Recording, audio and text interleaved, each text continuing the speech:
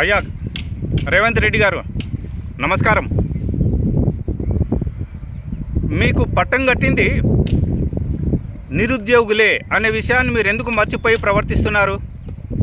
వాళ్ళు కోరుకుంటున్నది ఏంటి? ఇప్పుడు ప్రస్తుతము డిఎస్సిని 2 నెలలు వాయిదా వేయమంటున్నారు.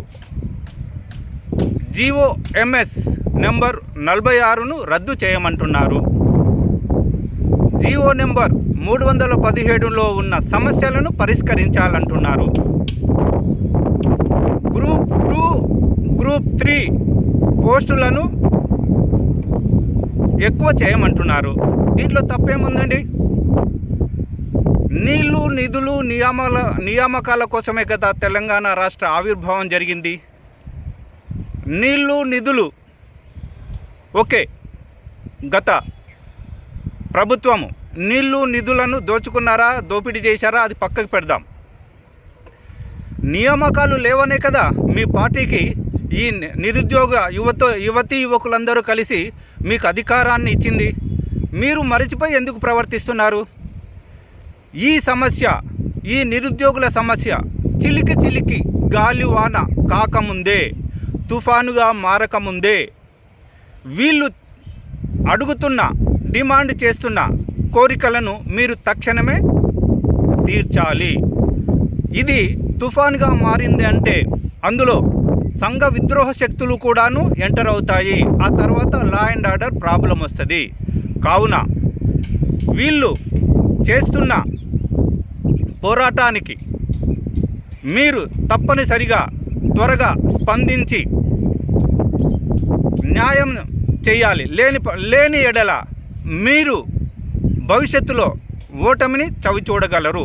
ఓకే, మీరు చెప్తున్న దాంట్లో ఏవైతే ట్రైనింగ్ సెంటర్స్ ఉన్నాయో వాళ్ళు డబ్బు సంపాదించుకోనికనే దీన్ని 100 కోట్లు డబ్బులు సంపాదించుకోనికనే దీన్ని వాయిదా వేయమంటున్నారని మీకు అనుమానం కలిగింది.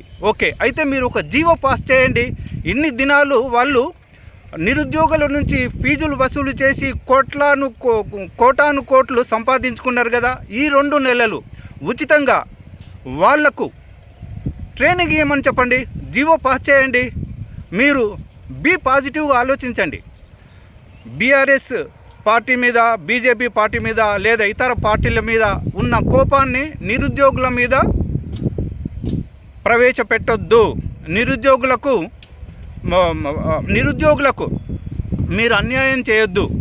కావున దయచేసి నేను ఈ వాకింగ్ పొలిటీషియన్ నిరుద్యోగుల తరపున మిమ్మల్ని వేడుకునేది ఏంటంటే, వీరి సమస్యలను తక్షణమే తీర్చండి. డిఎస్సిని 2 నెలలు వాయిదా వేసి ఈ ట్రైనింగ్ సెంటర్స్ ఏవైతే ఉన్నాయో, కోచింగ్ సెంటర్స్ ఏవైతే ఉన్నాయో వాళ్ళ మీద మీరు ఉక్కుపాదం మోపండి. ఈ 2 నెలలు ఉచితంగా వాళ్ళకు ట్రైనింగ్ ఇవ్వమని చెప్పండి. ఒక జీవో పాస్ చేయండి.